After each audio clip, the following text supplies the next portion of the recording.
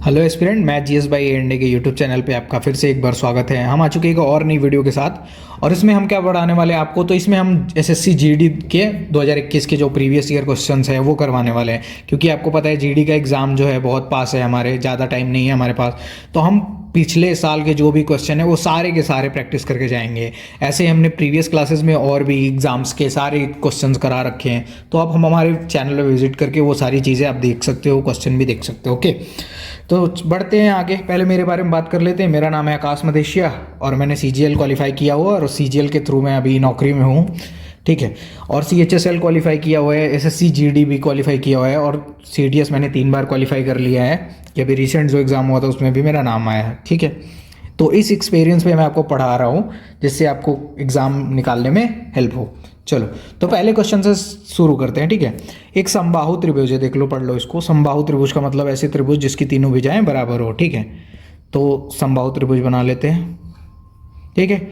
अब बोला गया इसका परिमाप कितना है, तो मान लो अगर ये ए है, ये ए है, समबाहु त्रिभुज में तीनों भुजाएं बराबर है, तो ये कितना हो गया, 3 ये हो गया ना। तो 3 पर यहाँ कितना दिया होगा, 36√3। तो इसको काटोगे तो ए मतलब एक भुजा कितनी आ जाएगी, 12√3। अब हमसे क्या पूछा गया है, हाइट, ऊंचाई पूछी गई है ना। तो ये याद रखना फार्मूला, हाइट का फार्मूला ये होता है √3/4 ए के प्लेस पे हम क्या रख देंगे, तो √3/4 ए के प्लेस पे हम रख देंगे 12√3। अगर इसको काटोगे तो क्या हो जाएगा, तो ये हो जाएगा 3, 4 3 12। अब √3 का मल्टीप्लाई कर दोगे तो आपके पास आ जाएगा 3 और ये 3 है, तो हमारा आंसर क्या हो जाएगा, तो हमारा आंसर हो जाएगा 9 सेंटीमीटर।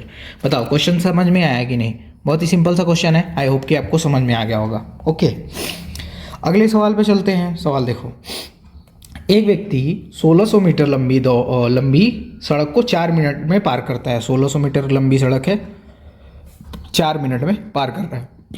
अब इसकी बोला गया है कि घंटा में स्पीड बतानी है उसकी। देखो, तो ये चीज़ याद रखना, अगर मान लो मीटर पर सेकंड में दिया हो, पहले देख लो किलोमीटर पर आवर में दिया हो, तो इसको अगर हमको कन्वर्ट करना है मीटर प्रति सेकंड में, तो हम क्या करेंगे, इसमें हम गुणा कर देंगे 5/18 से, ठीक है। 5/18 से गुणा कर देंगे इस किलोमीटर प्रति घंटा में। अगर मान लो मीटर प्रति सेकंड में दिया हुआ है और हमको करना है किलोमीटर प्रति घंटा में, तो हम क्या करेंगे, मीटर प्रति सेकंड में 18/5 से गुणा कर देंगे। तो अभी हमारे पास क्या दिया हुआ है, 1600 मीटर दिया हुआ है ना, तो मीटर प्रति सेकंड मतलब हमको 18/5 से गुणा करना पड़ेगा।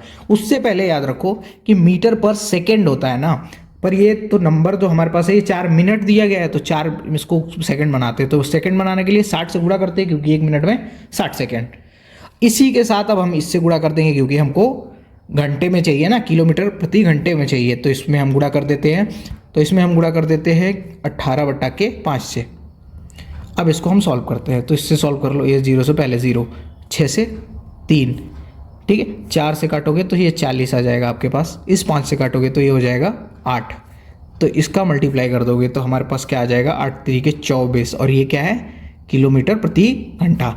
बताओ सिंपल सा सवाल है कि नहीं। देखो कुछ नहीं करना है, देखो स्पीड का फॉर्मूला क्या होता है, डिस्टेंस अपॉन टाइम, ठीक है। तो हमने क्या लिखा, डिस्टेंस ऊपर लिखा 1600, स्पीड टाइम नीचे लिख लिया 4 मिनट को हमने सेकंड में कन्वर्ट किया 60 से गुणा करके, और हमको इसको किलो प्रति घंटा में कन्वर्ट करना था, तो 18/5 से गुणा कर दिया। उसके बाद पूरी हमने कैलकुलेशन कर ली है। चलो अगले सवाल पे चलते हैं। देखो, एक कुर्सी है, उसमें 10% की छूट दे रहे हैं, मतलब 100 रुपये की कुर्सी है और 10% की छूट देंगे तो कितना हो जाएगा, 90 रुपये में बिकेगा। 10% यही तो होगा, 90 रुपये में बिकता है, ठीक है। तो 90 रुपये में बिक रहा है, तो ये एक्चुअल में कितने में बिक रहा है, 720 रुपये में। कितने में, 720 रुपये में। ओके, चलो, कुर्सी का लागत मूल्य 640 रुपये है। याद रखना, देखो ये 90 बराबर कितना है, 720। ये अंकित मूल्य 100 है, 10% की छूट मिली तो 90 में बेच रहा है, तो यहाँ से काटो 9 अट्ठे कितना हो जाएगा, 1 बराबर 9 अट्ठे 72, 1 बराबर 8 आएगा। मतलब ये अंकित मूल्य हमारा कितना है, 800 रुपये अंकित मूल्य है। पर लागत मूल्य कितनी है, लागत मूल्य है 640। अब हमें पता चला कि हम अब यदि अंकित मूल्य पर बेचा जाए, अंकित मूल्य मतलब 800 रुपये में बेचा जाए, तो कितना प्रतिशत लाभ होगा। तो देखो 800 रुपये इससे कितना ज़्यादा है, 160 रुपये ज़्यादा है, तो कितना हमको बेनिफिट हो रहा है, 160 रुपये का। किस पे, लागत मूल्य 640 पे, ठीक है।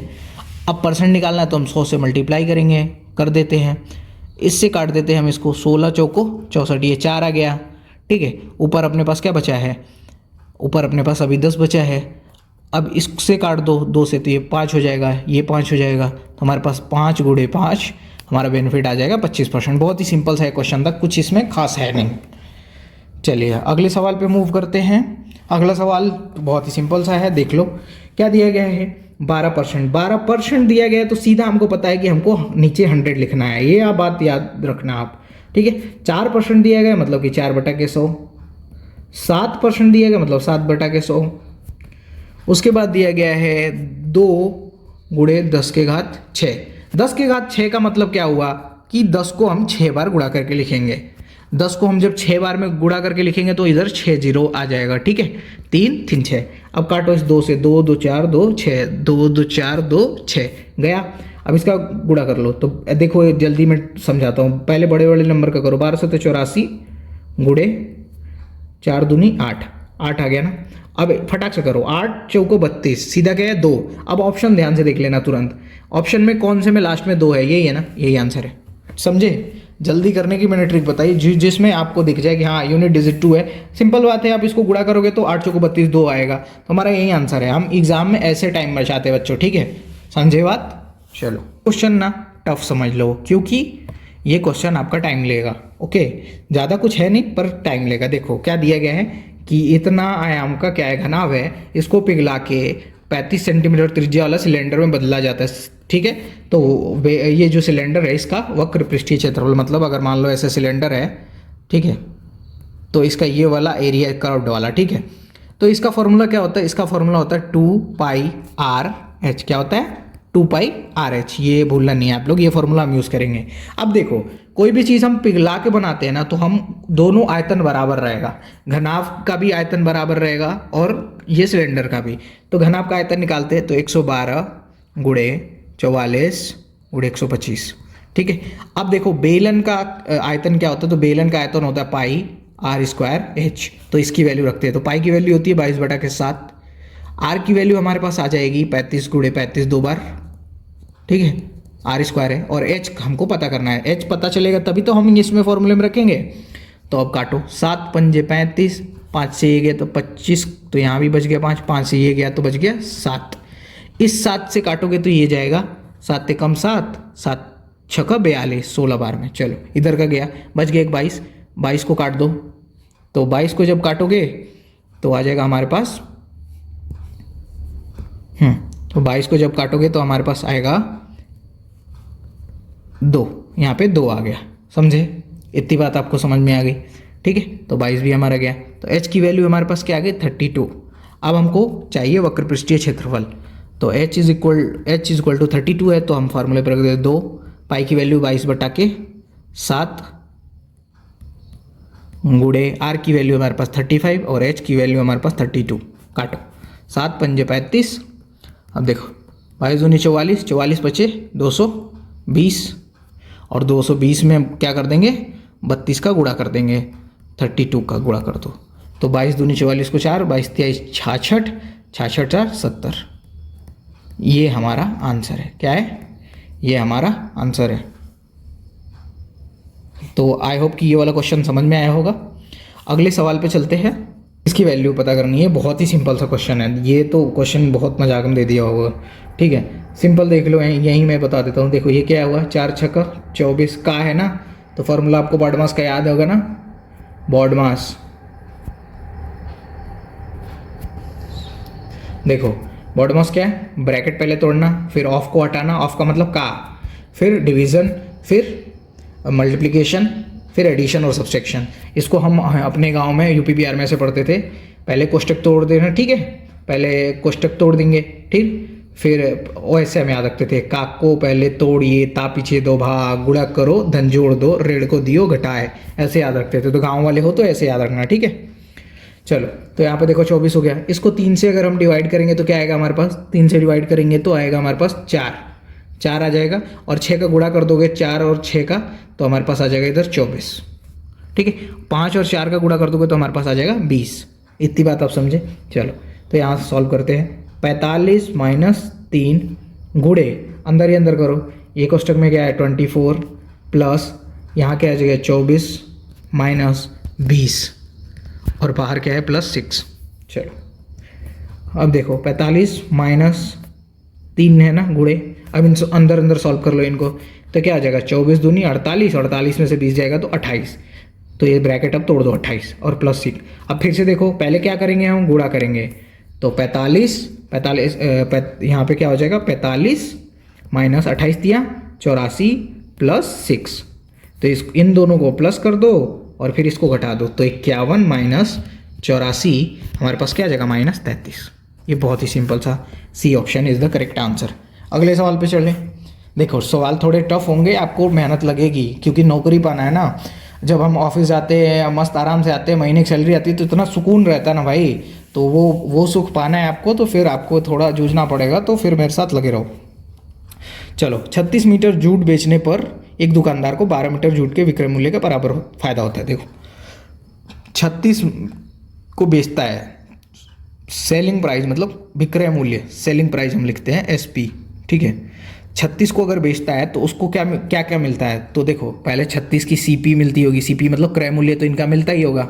CP हम क्रय मूल्य को कहते हैं कॉस्ट प्राइस, और इस SP को हम कहते हैं सेलिंग, और उसके साथ उसको क्या मिल रहा है 12 का SP मिल रहा है, सेलिंग प्राइस 12 का। ऐसे 36 अगर उसने बेचा है तो उसको पहले 36 का क्रय मूल्य मिल गया होगा, और उसके बाद 12 उसके बेनिफिट में मिले हैं, इधर लिखा है ना 12 मीटर जूट के बराबर लाभ होता है, तो 12 का लाभ मिल रहा है। अब इसको सॉल्व कर लो, तो देखो इस 36 को माइनस करोगे 12 से तो क्या हो जाएगा 24 SP बराबर 36 CP। इसको काटोगे ना 12 से तो 12 दूनी 24, 12 तीन 36। अब रेशियो निकालोगे तो SP और CP का रेशियो क्या आ जाएगा ये हो जाएगा SP3 और ये 2, मतलब कि 2 रुपये की चीज़ खरीद के कितने में बेच रहा है 3 में, तो कितने का बेनिफिट कर रहा है 1 रुपये का, कितने पे 2 पे, तो इसका लाभ प्रतिशत क्या हुआ, तो 2 से काट दोगे तो 50, तो ये कितना लाभ कर रहा है 50% लाभ कमा रहा है। ये बहुत ही सिंपल सा क्वेश्चन था, पर बच्चे नहीं जानते, ये वाले चीज़ में तुम लोग फंसोगे, बस एक बार ये बना लोगे तो फिर नहीं फंसोगे, समझे। चलो अगले सवाल पे चलो। ये देखो 2760 रुपये हैं को 2 भागों में इस प्रकार विभाजित करें कि इन्हें 2 और 4 वर्ष के लिए 5% प्रतिवर्ष साधारण ब्याज की दर से निवेश किया जाए तो राशि बराबर हो। तो देखो एक को 2 साल के लिए, एक को 4 साल के लिए, तो 2 साल के लिए करेंगे 5% से तो कितना हो जाएगा 5 दूनी 10% ब्याज मिलेगा। 4 वर्षों के लिए 5% से करेंगे तो 20% ब्याज मिलेगा, ठीक है 20%। पर हमारी कंडीशन क्या है कि हमको इतना पैसा इन्वेस्ट करना है कि दोनों तरफ बराबर हमको मिले, ठीक है। तो देखो अगर मान लो हम इसको, अगर हम इसमें एक सिंपल समझने की कोशिश करो, ये 10 है 20 है, किस रेशियो में 1 रेशियो और 1 और 2 के रेशियो में है, पर हमको क्या करना है इसको बराबर करना है, तो हम इसको 2 रुपये दे दें और इसको 1 रुपया दे दें तो हमारा बराबर होगा, क्योंकि 2 का ये % निकालोगे तो मान लो 1%, 2 का 1 निकाल रहा हूँ तो 2 हुआ, 1 का 2 निकाल रहा हूँ तो भी 2 हुआ, तो मतलब यहाँ पर चीज़ें बराबर हो जा रही हैं। तो मतलब कि अगर उनका जो बेनिफिट उनको 1 और 2 में मिल रहा है, तो हम अगर पूंजी उनको 2 और 1 के रेशियो में दे दे तो उनका लाभ बराबर हो जाएगा। तो हम इसको पूंजी को इस रेशियो में देते हैं, ठीक है, इस रेशियो में दे देते हैं, तो हमारे पास यहाँ कितना है 2 और ये कितना है 1, 3 बराबर हमारे पास कितना है 2760। तो हमसे पूछा है किसको, निवेश के दूसरे भाग में, मतलब ये दूसरा वाला भाग ये वाला है, ठीक है। तो 3 बराबर ये, तो काटो इसको 3 9 27, 3 2 नीचे, तो हमारे पास आंसर क्या हो जाएगा 920, ठीक है। 920 ऑप्शन में नहीं है बाई चांस, पर ऑप्शन आंसर सही 920 है, ओके। चलो अगला क्वेश्चन देख लेते हैं। ये 725 मीटर लंबी एक 235 मीटर लंबी सुरंग को 48 सेकंड में पार करती है, ट्रेन की गति ज्ञात कीजिए। देखो कुछ नहीं है सवाल में, इन दोनों को प्लस करना है और डिवाइड कर देना है। देखो मैंने अभी बताया है स्पीड का वो क्या होता है, स्पीड का होता है हमारे पास डिस्टेंस अपॉन टाइम। तो डिस्टेंस कितना लिया है, तो डिस्टेंस है हमारे पास ये 725 और 235 प्लस कर दोगे तो कितना हो जाएगा 960 मीटर, और ये टाइम कितना दे रहा है 48। अभी अगर मैंने पिछला सवाल तुम लोग को याद हो तो मैंने बताया था कि अगर मीटर पर सेकंड में, देखो ये कितने में था, ये लंबाई इसकी मीटर में है और टाइम कितना है, सेकंड में है। तो अगर हम इन दोनों को ध्यान दें तो ये मीटर पर सेकंड में है, तो हमको इसको किलोमीटर में आंसर सारे आ रहे हैं ना, तो हमको किलोमीटर में करना है ना। तो इसको 18/5 से गुणा कर दो, तो 18/5। चलो डिवाइड करो, 16 तियाँ 48, 16 छक्का 96, ठीक है। 3 एकम 3, 3 छक्का 18, 5 एकम 5, 12 पंजे 60। तो हमारे पास आंसर क्या आएगा, 12 छक्का 72, 772, ठीक है। तो आंसर हमारा क्या होगा, 72 किलोमीटर प्रति घंटा। ये हमारा आंसर है। बहुत ही आसान सा सवाल है, ये सब बच्चों वाले सवाल हैं। देखो ये और सा सिंपल सा सवाल है। एक बल्लेबाज ने 124 रन बनाए। कितने टोटल रन बनाए बंदे ने, 124, जिसमें से 6 चौके और 10 छक्के शामिल है। उसने अपने कुल स्कोर का कितना प्रतिशत विकेटों के बीच में दौड़कर बनाया, मतलब रन लेके कितने रन बनाए हैं। तो 6 चौके मारे मतलब कि 24 रन चौके से हो गया, 10 छक्के मारे मतलब 60। ये देखो ये क्रिस गेल टाइप का बैट्समैन था, खाली छक्का में ज़्यादा बिलीव रखता है, ठीक है। तो ये देख लो इसके हिसाब से, तो ये कितने रन बना दिए इसने चौके छक्के से, 84 रन, ठीक है। एक क्रिस गेल का मैंने मैच देखा था, उसने 100 रन बनाए थे और 30 बॉल में 100, और उसने 100 में से 90 के 91 रन उसने सिर्फ छक्के और चौके से बनाए थे। तो देखो इधर क्या है, 84 रन हुआ इधर हमारे पास, 84 रन बन गया। कितने कम है, वही तो दौड़ के बनाए होंगे, तो अभी यहाँ से कितना कम है, 40 रन कम है ना 124 से। तो मतलब कि उसने 40 रन दौड़ के बनाए होंगे। तो 40/के, अभी यही हमको पता करना है कितने परसेंट है ये। तो परसेंट निकालने के लिए कुल 124 है, 40 रन दौड़ के बनाया, तो 100 से गुणा करो। तो इसको करोगे तो क्या हो जाएगा, 4 तिहाई 12, 4 एकम 4, ये 10। तो क्या हो जाएगा हमारे पास, 1000/31, 31 तियाँ 91, बचा 7 0, 31 दूनी 62। अब देखो हमारे पास इतना ही आने से तुम समझ जाओगे। देखो आंसर ऑप्शन ध्यान देना, 35, 24, 28, 32 का एक ही ऑप्शन है, मतलब कि यही हमारा करेक्ट आंसर है, समझे। तो ऐसे करना है, स्मार्ट वर्क करना है। देखो नौकरी सब तैयारी सब करते हैं, बहुत सारे लोग करते हैं ना तैयारी, पर नौकरी उनकी लगती है जो बढ़िया तरीके से तैयारी करते हैं, स्मार्ट वेज में। अब ये सवाल देखो, इस सवाल को ना लोग 2 तरीके से करते हैं, बेसिक से ही भी, शॉर्ट ट्रिक से भी, किसी से भी कर लो। जैसे मान लो कि देखो क्या है, पहले इनका वेतन का अनुपात कितना है, 4 और 5 का है, 4 और 5 का। इनमें से दोनों का बराबर बढ़ रहा है, 6,000 रुपये बढ़ता है, तो नया अनुपात कितना हो जाता है, 35 और 40 का। 35 और 40 का मतलब क्या हुआ, अगर मैं इधर लिखूँ 35 40, तो देख रहे हो साफ सा कि ये 5 से कट रहा है, तो 5 से काटो 7 और ये 8, 7 8 हुआ ना, तो मतलब कि 7 8 हो जा रहा है। कितना इससे बड़ा है, तो इधर बड़ा है हमारे पास, इधर बड़ा है हमारे पास 3। अब देखो लेकिन दोनों का 6,000 बढ़ा है ना, तो इधर भी 3 बढ़ना चाहिए, ठीक है। तो देखो दोनों का बराबर बढ़ा है, 3 3 3 3। अब देखो 3 बराबर क्या होगा हमारे पास, कितना बड़ा एक्चुअल में, 6,000 रुपये, 6,000। तो 1 बराबर हमारे पास कितना हुआ, 2,000। अब हमसे क्या पूछा है, सुमित का बढ़ा हुआ वेतन। याद रखना, सुमित का बढ़ा हुआ वेतन। तो सुमित कौन है भाई, दूसरा वाला है, ये दूसरा वाला। तो बढ़ा हुआ यही ना, पहले का ये है, ये बढ़ा हुआ है। तो 2 से 8 पे गुणा कर दो, तो 8 दूनी 16,000 हो जाएगा, ठीक है। तो हमारा ऑप्शन कौन सा सही है, C option is the correct answer. Simple सा सवाल है, इसको बेसिक से भी कर सकते हो, बेसिक से थोड़ा लंबा पड़ेगा पर सही है, ये भी सही है, बेसिक भी सही है, क्योंकि बेसिक में आपकी गलतियां होना कम हो जाती हैं। ये सवाल ध्यान से देखो, इसमें क्या है, अनु है, बिनी है और बोध है, ठीक है। मतलब बोध का काम दिया होगा, वो तो हम करते ही है। अनु जो है बिन्नी से 4 गुना अधिक समय लेती है, मतलब बिन्नी x टाइम ले रही है, तो अनु कितना लेती है, 4x, ठीक है। बोथ मिला के कितना लेते हैं, 7। तो हम इनका एलसीएम ले लेंगे, यही तो हम करते हैं टाइम एंड वर्क में। एलसीएम लेंगे तो हमारे पास क्या आ जाएगा, 28x। क्या आ जाएगा, 28x। चलो जब 28x आ गया, अब देखो एक दिन का इनका काम निकालो, तो 28x में 4x से डिवाइड कर दोगे तो हमारे पास आ जाएगा 7। 28x में x से डिवाइड कर दोगे, x जाएगा, हमारे पास आ जाएगा 28। और बोथ का अगर निकालोगे कि बोथ कितने काम कर रहे हैं, तो ये 7 से डिवाइड करोगे तो आ जाएगा 4x। अब देखो ये भी दोनों का काम है, ये भी दोनों का काम है, ये भी दोनों का काम है, ठीक है। तो ये दोनों बराबर हैं, मतलब 27 और 8 ये क्या होगा, 35 बराबर 4x, ठीक है, 4x। अब x की वैल्यू हमारे पास क्या आ गई, तो देखो याद रखना, हमारे पास 4x आया ना, ये हमारा टाइम, ये हमारा एक दिन का काम है। तो याद रखना जब ये 4x आ गया ना, हमको यही दिन तो पता करने थे 4x, यही 4x तो पता करने थे, तो हमको 4x की वैल्यू पता चल गई कितना 35। तो याद रखना ये ऑप्शन थोड़ा गलत है, तो हमारा आंसर क्या हो जाएगा बी वाला 35। इसी 4x दिन की वैल्यू हमको पता करनी थी जो कि है 35। चलो अगर मान लो बिन्नी का पूछेगा ना, बिन्नी का मान लो पूछेगा बाई चांस, तो बिन्नी का करने के लिए आप क्या करोगे, तो इस x विनिंग की डेज कितने x है ना, तो x बराबर 35 बटा के 4 कर देना, वो आंसर ये वाला हो जाता। ठीक है, जो पहले था। अगले सवाल पे देखो, ये देखो क्लास 9 और 10 के स्टूडेंट हैं, ये 9 में 42 है और 10 में 45 है। इनका ratio boys and girls, girls नहीं ग्रिल्स, तो बॉयज़ एंड ग्रिल्स का है, और यहाँ पे है 9 और 5 का, और यहाँ पे है बॉयज़ एंड गर्ल्स का है 8 और 7 का। चलो 8 और 7 का है, पर यहाँ पे हम निकालेंगे कैसे, तो ये देखो 9 5 कितना है, 9 5 14, 14 है ना, तो ये कितना गुना है, 3 गुना, कितना 3 गुना, 14 3 42, 3 गुना है, मतलब हमको इस 9 का भी 3 गुना करना पड़ेगा 27, 5 का भी 3 गुना करना पड़ेगा 15।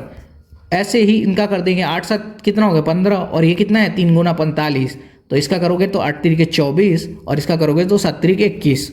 अब हमसे क्या पूछा है कि कुल कक्षा में लड़कों और कुल कक्षा में लड़कियों की संख्या के बीच अंतर, तो लड़कों का ये है और लड़कियों का ये है, जोड़ के घटा दो, तो इसको करोगे तो क्या आ जाएगा 27 और 24 51, माइनस 15 और 21 36, तो बराबर 15। चलो अगले सवाल पे हम मूव करते हैं। देखो PQR अकेले काम को करते हुए एक सप्ताह, ठीक है, काम को करते हुए कितना दिन लेते हैं, 10 दिन 20 दिन 30 दिन में काम को पूरा करते हैं। कितना 10 दिन, PQR ये भी टाइम एंड वर्क का है, 10 20 और 30 दिन में करते हैं। चलो आगे बढ़ते हैं। अब बोला गया है P को किनका साथ मिलता है, Q और R का द्वारा वैकल्पिक के साथ मिलता है, Q का मिलता है फिर R का मिलता है अलग, मतलब P जो है परमानेंट काम कर रहा है, Q और R एक एक दिन छोड़ के काम करते हैं। ठीक है, Q एक दिन करता है, एक दिन R करता है। चलो तो ऐसे काम कितने दिन में पूरा हो जाएगा, यही है, ये थोड़ा लैंग्वेज को ध्यान मत दो। तो देखो पहले एलसीएम ले लो, ये कितने दिन में काम करते हो, इनका एलसीएम ले लोगे तो क्या हो जाएगा, इनका एलसीएम हो जाएगा हमारे पास 60। ठीक है, अब ये P एक दिन में कितना काम कर रहा है, तो 60 में 10 से डिवाइड करोगे 6, ये कितना काम कर रहा है, तो 60 में 20 से डिवाइड करोगे तो 3, और ये 2।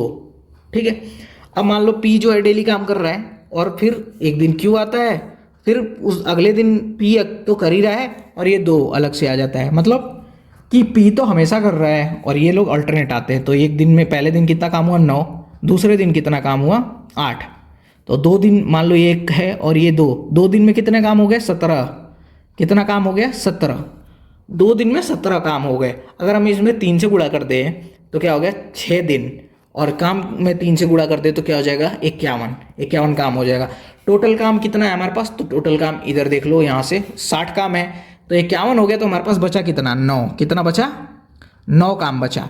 तो जब इतने 6 दिन काम हो जाएगा तो 7वें दिन फिर ये दोनों आएंगे, तो एक दिन में कितना काम करेंगे 9, और 9 ही बचा था, तो 6 दिन इन्होंने पहले काम किया है, और ये बचा हुआ 9 काम करने के लिए एक दिन और काम करेंगे, तो हमारे पास कितना दिन में काम होगा, तो काम खत्म होगा 7 दिन में। चलो ऐसे बहुत सिंपल से सवाल आते हैं जीडी में। अगले सवाल पे देखते हैं।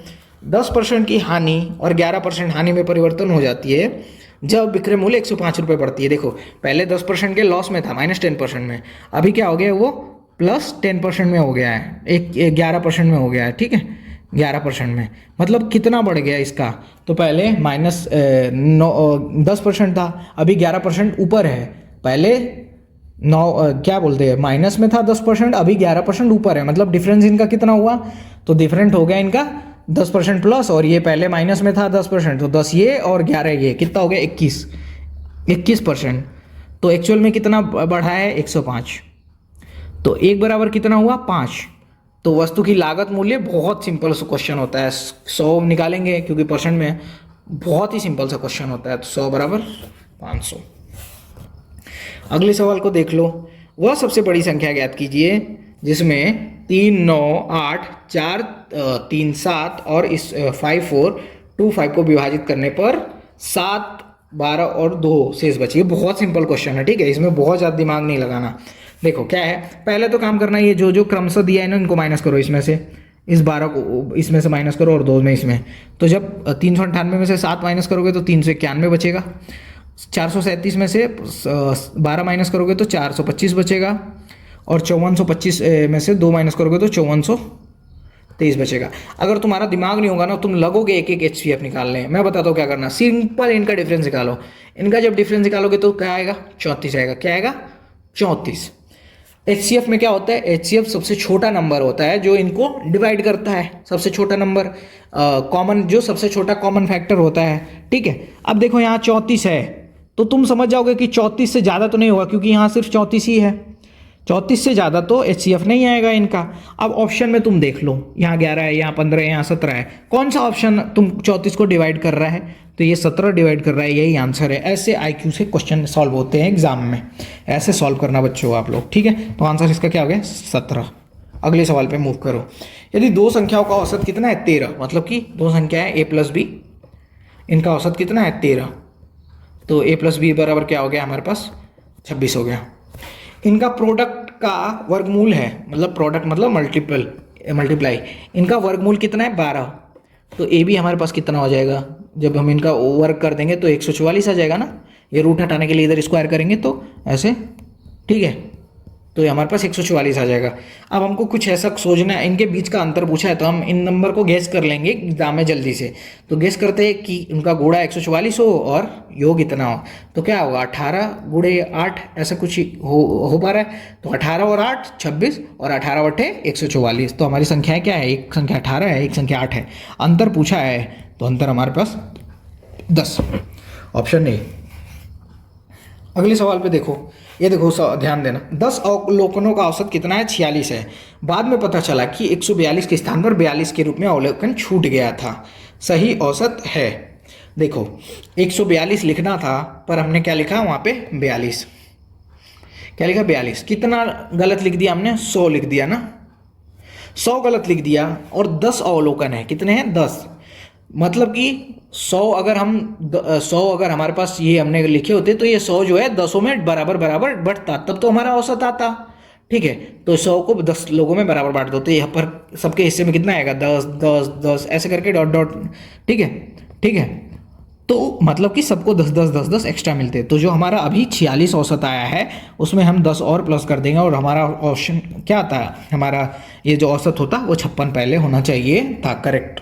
ओके, चलो तो अगले सवाल पे मूव करते हैं। ए और बी के वेतन का अनुपात कितना है, तो इनका वेतन है 6 और 7 के अनुपात में। ठीक है, ये तो बहुत ही सिंपल सा सवाल है, ये तो देखते ही हुआ था। देखो कैसे, अभी ध्यान देना, इसको इरेज करके फिर से करता हूँ। देखो 6 और 7 के में है, बी का वेतन जो है 5.5% बढ़ा तो उसका कुल वेतन कितना हो गया, 14,700 नहीं 1,47,700 हो जाता है उनका कुल वेतन। ठीक है, तो ए का वेतन पूछ रहा है। अभी तुम ध्यान से देखोगे ना, हमको इसका यूज़ करना ही नहीं था, हमको इनका यूज़ करना ही नहीं था, क्योंकि ऑप्शन देखो जो भी ए का वेतन होगा, ए का वेतन पूछा है वो तो बढ़ा नहीं, वो तो बढ़ा नहीं, तो जो पहले था उसी रेशियो में होगा, मतलब कि जो ए का वेतन होगा 6 से डिवाइड होगा। अब इन सब में करके देख लो, कोई भी 6 से डिवाइड नहीं है, इंस्टेड ऑफ दिस, तो जो 6 से कौन सा डिवाइड है, ये ओनली 12,000, तो ये देखते ही आंसर है। ऐसे हम IQ लगाते हैं। तुम सोचते हो ना कई बार कि कैसे ये टॉपर्स लोग इतना जल्दी जल्दी सवाल कर लेते हैं, ऐसे करते हैं वो। ठीक है, अगले सवाल पे देखो, निश्चित राशि 12% इसकी दर से 2.5 वर्षों में इतना हो जाती है। ठीक है, तो ब्याज 10% मासिक है। 2.5 साल का मतलब क्या हुआ, 1 साल में 12 महीने, 2 साल में 24 महीने और आधा साल में 6 महीने, 30 मंथ। कितना हुआ, 30 मंथ। और ये क्या कर रहा है, 10-10 महीने पर ब्याज को जोड़ दे रहा है, तो 10 मंथ पहले, फिर 10 मंथ का, फिर 10 मंथ का। ठीक है, अब देखो 12 महीने का जो ब्याज है 12% कितने दिन का है, 12 मंथ का। ठीक, तो 10%, 10 मंथ का कितना हो जाएगा, 10%। ठीक है, तो मतलब इसका इंटरेस्ट कितना है, 10%। याद रखना, इसका इंटरेस्ट कितना है, 10%। तो मान लो अगर हमारे पास 100 रुपये का अमाउंट है, वो अगले साल 10% बढ़ के कितना हो जाएगा, 110 रुपये। अगले साल दूसरे 10 महीने के बाद कितना हो जाएगा, तो 121 हो जाएगा। 10% का निकालोगे तो 11 आएगा, और 11 और 110 प्लस करोगे तो 21। अगले साल वो बढ़ के कितना हो जाएगा, 133.1 रुपया हो जाएगा। कैसे हो जाएगा, 133.1 रुपया। कैसे, इसका 10% निकालोगे तो 12.1 आएगा, और इसमें प्लस कर दोगे तो हो जाएगा 133.1। अब यहाँ ध्यान से कर लो, 1331 है ना, और इधर क्या है हमारे पास, 9,982.5। दशमलव हटा लो पहले ना, बाद में कैलकुलेशन टफ होती है, तो इस दशमलव को हटा दो। दशमलव को हटाने के लिए हमको क्या करना पड़ेगा, इधर एक दशमलव को एक अंक हटाया ना, तो इसको एक अंक इधर करना पड़ेगा, ठीक है, ये हट जाएगा। चलो अब करो, 13 7 बार ले जाओ, 13 7 91 को क्या बोलेंगे, 7 कम 7 को 7, 7 के 21, 21 को 1, 7 के 21 2 23, 23 को 3, 7 कम 7 2 9। इसको माइनस करोगे तो क्या आ जाएगा, 5 6 और 6। अब इधर हम 5 लगा लेंगे, तो ये कितनी बार में जाएगा, इसको डिवाइड करो, तो यहाँ पे देखोगे तो क्या हो जाएगा, 13 पंजे 65, 13 पचे 65, तो 13 पंजे 65, ये आ जाएगा पूरा जितना हमको चाहिए। चलो, तो मतलब कि हमारा आंसर कितना हो जाएगा, 75। अब याद रखना ये 75 है ना, ये 75 है, पर हम याद रखना हमने 100 माना है, तो 1 बराबर हमारे पास 75 आया है, तो 100 बराबर हमारे पास कितना हो जाएगा, 7500। ठीक है, तो हमारा आंसर ये होगा। कंफ्यूज मत होना सवाल में। देखो 2.5 साल का पूछा था, 2.5 साल में मतलब 30 महीने, तो 10-10 महीने पर ब्याज को चक्रवृद्धि कर रहा है, तो 10 मंथ 10 मंथ 10 मंथ के 3 कोटा बन गए। पहले 12 मंथ का ब्याज जो था 12% था, तो 10 महीने का कितना हुआ, 10%। अब उस हिसाब से हमने 100 रुपये ले लिया, 100 रुपये को 3 साल के बाद कितना हो जाएगा, अगले साल 110 हो जाएगा, उसके अगले साल 121 और उसके अगले साल 133 133 अब यहाँ तो 133 हो रहा है, पर यहाँ पर कितना हो रहा है, तो 9982 ठीक है, तो इतना हुआ, तो हमने इसको डिवाइड कर दिया, तो एक की वैल्यू हमारे पास 75 आ गई, तो 100 की वैल्यू 7500। चलो अगले सवाल पे चलते हैं। अगले सवाल पे देखो, सवाल क्या है, 9 डिजिट का नंबर है, मान लो 9 डिजिट का नंबर है। आपने अगर मेरी क्लासेस देखी हो तो मैंने बताया था, अगर कोई नंबर 72 से डिविजिबल है, मतलब कि वो 8 से डिविजिबल है और 9 से डिविजिबल है। और कोई भी नंबर कब 8 से डिविजिबल होता है, 8 से डिविजिबिलिटी का रूल क्या है कि उसके लास्ट के जो 3 डिजिट है, जैसे 8 7 y है, ये जो है 8 से डिवाइड होना चाहिए। तो इसको करके देखो, तो यह क्या हो जाएगा, 8 एकम 8, ये 8 तो गया, बच गया 7 और y, तो 8 के टेबल में y के प्लेस पे क्या होना चाहिए कि ये डिवाइड हो, तो 8 9 72, अगर यहाँ पे 2 हो y के प्लेस पे, तो ये 72 डिवाइड हो जाएगा। तो हमको समझ में आ गया y का वैल्यू क्या है, 2। 9 का डिविजिबिलिटी रूल क्या होता है कि अंकों का योग जो 9 से डिवाइड हो, अंकों का योग क्या होना चाहिए, 9 से डिवाइड। तो y बराबर हमारे पास क्या है, 2, तो अंकों का योग हमको 9 से डिवाइड करना है ना, तो हम प्लस करते हैं। तो देखो y के प्लेस पे हमारे 2 मिल गया, तो यहाँ देखो, यहाँ पे मैं कर रहा हूँ, यहाँ पे तो 7 और 2, ये 7 और ये 2 9 हो गए, 9 8 17, 17 3 20, 20 6 26, 26 5 31, 31 9 40, 40 और 8 48, 40 और 8 48। अब 9 के टेबल में आगे क्या आता है, 54 आता है ना, 54। तो ये कितना कम है, x की वैल्यू क्या होनी चाहिए, तो 48 हमारे पास आया है, मतलब कि 6 और रहेगा हमारे पास, तो ये संख्या 9 से भी डिवाइड हो जाएगी। तो 9 से भी डिवाइड हो जाएगी, 8 से भी डिवाइड हो गई, तो हमारा 72 से भी डिवाइड हो जाएगी। ओके, तो हमारे x की वैल्यू, हमारे पास x की वैल्यू आ गई 6। अब हमसे ये पूछा गया है, रूट में हमारे पास है 7x - 3y। चलो इसको सॉल्व करते हैं, तो 7x की वैल्यू क्या हो जाएगी, 7 × x की वैल्यू 6 - 3 × y की वैल्यू 2, तो 7 6 42 -6, तो रूट में हमारे पास 36 आएगा। और रूट में 36 का वैल्यू आप लोग बहुत अच्छे से जानते हो, 6 6 6 का 36। अगले सवाल पे चलो, ये देखो एकदम छोटा सा सवाल है, कुछ नहीं है, ये आते हैं जीडी में, ऐसे सवाल भी आते हैं, टफ भी आते हैं थोड़े और आसान भी। तो देखो पहले भाग वाला करते हैं ना, तो इसको देखो, तो यहाँ पे क्या जाएगा, 2, इससे डिवाइड करोगे तो 5 9 45 9, चलो 9 से आ गया, फिर 4 में गुणा कर दोगे तो 9 चौका 36 हो जाएगा। तो अब इसके बाद, और यहाँ पे 3 में 7 से गुणा कर दोगे 21, तो हमारे पास क्या है, 21 + 5 - 2 - 9 प्लस ये 36 -45।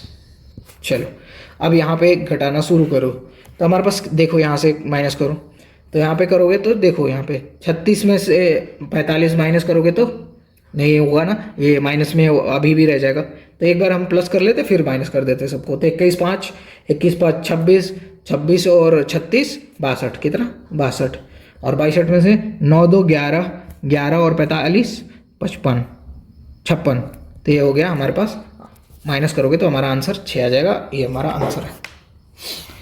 अगले सवाल पे चलते हैं। एक टीवी का मूल्य कितना है, 14,500 रुपये।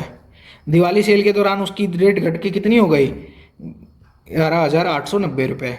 अब पूछ रहा है कि छूट कितना मिला है, कितने % का, तो माइनस करो इसको, तो यहाँ पे माइनस करो, 10 में से 9 हो गया 1, 14 में से 8 गया 6, 3 में से 1 गया 2, कितना उसको छूट मिला, 2610 रुपये का। कितना, 2610 रुपये का, कितने पर, तो 14,000 रुपये MRP थी ना, 14,000 पे 2610 रुपये। 14,500 पे, ठीक है। तो ये हमको परसेंट निकालना है, तो ये 45 से गया ना इधर, 00 से 00 गया। अब हम ये 2610 को 145 से डिवाइड कर लेते हैं। रुक जाओ, इसको और शॉर्ट कर लो, 5 से कर लो इसको 29, इसको 5 से करोगे तो 5 हाँ 25, 5 दूनी 10, 5 दूनी 10, तो 522 को कर लो आप 29 से डिवाइड। 29 से कम 29 आया हमारे पास, क्या बचा 23 2, और हमारे पास कितने बार जाएगा 7 3 21, 207। ओके, नहीं ऐसे नहीं, 7 9 63 को 3, 7 दूनी 14, 14 20, 203। अब ये मान लो देखो, अब यहीं पे पकड़ लेना, 18 ऑप्शन में 19 है, 19 हमारे पास 17 का एक ही ऑप्शन है हमारा, 17 वाला वही आंसर हो जाएगा। ऐसे जल्दी जल्दी फटाफट करते हैं। तो ये हमारा आंसर कौन सा 17 वाला, 17 एक ही है ना।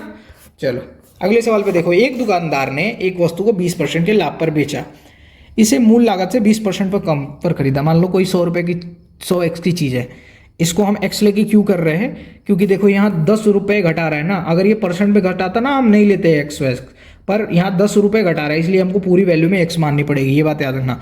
100 रुपये की चीज़ है और क्या कर रहा है, उसको 20% के लाभ पर बेच रहा है, मतलब 120x पे बेच रहा है। चलो अब बोल रहा है इसने मूल लागत में 20% कम पर खरीदा, मतलब जो 100 रुपये में खरीदता है इसका 20% कम, मतलब 20 रुपये कम, 20% कम, तो इसका क्या आ जाएगा 80x पे खरीद रहे हैं। और बेच कितने पे रहा है, तो बेच रहा है वो 10 रुपये कम पे, मतलब ये 120 है ना, 120x माइनस इसमें से भी 200 रुपये कम पर बेच रहा है। अब उसका क्या पूछ रहा है, तभी भी वो कितने का लाभ कमा रहा है, 25% का लाभ कमा रहा है। तो वस्तु का लागत मूल्य पहले वाला, ये वाला नंबर पूछ रहा है, याद रखना। तो अभी भी मान लो ये 25% लाभ कमा रहा है, तो हमारे पास देखो क्रय मूल्य कितना है 80x, तो इसको हम नीचे लिखेंगे ना 80x, ठीक। अब देखो लाभ वो कमा रहा है 25% का, तो देखो 120 है, ये विक्रय मूल्य है, विक्रय मूल्य में से क्रय मूल्य को घटा देंगे तभी तो लाभ पता चलेगा, तो क्रय मूल्य को घटा दिया। और हमको पता है किसका, हमको निकालना है परसेंट, तो परसेंट निकालने के लिए 100 से गुणा करेंगे। और हमको इधर पता है कितना है, तो यहाँ पर है 25%, कितना है 25% है। तो अब डिवाइड करो, तो सिंपल यहाँ पे डिवाइड करोगे तो क्या आएगा, ये देखो इधर जाएगा गया, इससे करोगे तो 4 और ये 2, और इसको करोगे नहीं 5, तो इसको करोगे तो ये 5। अभी हमारा 5 से इधर गुणा हो जाएगा, तो 120x माइन 120 ये घटा लो इधर, 120 में से 80 गया तो 40x माइनस 10 ये जा चुका है हमारा 5 से इधर, बचा है 5 को 20। चलो तो 40x बराबर 40x बराबर हमारे पास क्या आया 30, तो x बराबर हमारे पास क्या आ गया, तो 30/40, इससे कर दो। और हमारे पास x बराबर 3/4 है, तो हमको क्या चाहिए था 100x, तो 100x निकालना होगा, तो क्या करेंगे, तो 100 इंटू x की वैल्यू क्या है 3/4, तो 4 से काटोगे तो 25, तो 25 ये 25 और 3 क्या कर दोगे 75 हमारा आंसर है। समझे आप लोग बात को। ऐसे सवालों को करते हैं। देखो भाई सवाल लेंदी पूछेगा क्योंकि नौकरी दे रहा है ना, कोई मजाक तो कर नहीं रहा है, समझे। छोटे छोटे बच्चों को तो वो नहीं कर रहा ना, वो सरकारी नौकरी दे रहा भाई, तो सवाल पूछेगा और अच्छे सवाल पूछेगा, ऐसे करना है इसको। चलो ये लास्ट सवाल है और इस शिफ्ट का ये देख लो। देखो कोई धनराशि 4 वर्ष में कितनी हो गई, तो ये हो गई 13,200 रुपये, और अगले 4 वर्ष में कितनी हो गई 16,400 रुपये, मतलब कि 4 साल में कितनी बढ़ी है, तो ये 4 साल में बढ़ी है। अगर इसको माइनस करोगे तो क्या आएगा, ये 1 लाख मतलब 13,200 है, और ये 16,400 है, ये दोनों ही है ना बीच में 16,400। चलो जब इसको माइनस करोगे तो इनका डिफरेंट आएगा 3,200, मतलब कि 4 साल में कितना बढ़ गया 3,200, ठीक है। अब हमसे क्या पूछा है, ये साधारण ब्याज की उसी 10% से, साधारण ब्याज पर उसी राशि पर 10% की दर से कितना ब्याज होगा, ठीक है 3.5 साल में। तो कुछ नहीं, अब देखो ये 4 वर्ष में कितना बढ़ा 3,200, ये सॉरी ये 3,200 होगा ना, ये 3,200 बढ़ा है 4 वर्ष में, कितना बढ़ा है 3,200। ये टाइम ये कब का बताया है 13,200, ये भी 4 वर्ष बाद का है। तो स्टार्टिंग में पैसा कहाँ कितना रहा होगा, तो 13,200 में से 3,200 घटा दोगे, ठीक है, तो हमारे पास क्या आ जाएगा, स्टार्टिंग में हमारे पास 10,000 रुपये होगा, यही तो होगा, हमारे पास 10,000 रुपये होगा। अब हमसे क्या पूछ रहा है 10,000 का 10% के हिसाब से 3.5 साल का, 3.5 साल का नहीं पूछ रहा है ये पूछ रहा है 3 सही 1/5। हाँ कितने साल का पूछ रहा है, 1 मिनट रुक जाओ। 3×5 = 15, एक 16/5, 16/5। ये इसको कैलकुलेट कर लेना, 3×5 = 15, एक 16, 16/5। 5 से काटोगे तो क्या हो जाएगा 2। ठीक है, ठीक है। और याद रखना ये परसेंट में था तो ये अपॉन में 100 आ जाएगा। चलो, मूलधन गुणे समय गुणे दर बटा के 100। इस जीरो, ये 2 जीरो से ये 2 जीरो चला जाएगा और इसको सॉल्व करोगे 16 दूनी 32 और ये डबल जीरो है तो हमारे पास आंसर क्या आ जाएगा 3200 रुपये। समझ पाए क्या? सिंपल से है। और ऐसे ही पूरा हम धीरे धीरे करके सॉल्व कर लेते हैं, क्योंकि मान लो हमको एग्ज़ाम क्लियर करना है तो थोड़ा हमको ये करना पड़ता है, मेहनत करनी पड़ती है। ठीक है, चलो तो आज के लिए क्लास में इतना ही था। अगर आप समझ पाए हो और अच्छा लगा हो, कंटेंट जेन्युइन लगा हो, ये लगाओ कि हाँ सर पढ़ा रहे हैं, टाइम पास नहीं कर रहे हैं, तो चैनल को सब्सक्राइब कर लो और सारा प्लेलिस्ट जाके विजिट करके आओ। और हमारा टेलीग्राम चैनल लिंक में लिंक जब देखोगे ना, क्या बोलते हैं, अपना डिस्क्रिप्शन देखोगे तो उसमें आपको लिंक मिल जाएगा, तो आप वहाँ से हमारे टेलीग्राम चैनल को ज्वाइन कर लो। रेगुलर अपडेट वहाँ पे मिलते रहते हैं। चलो, थैंक यू सो मच, जय हिंद।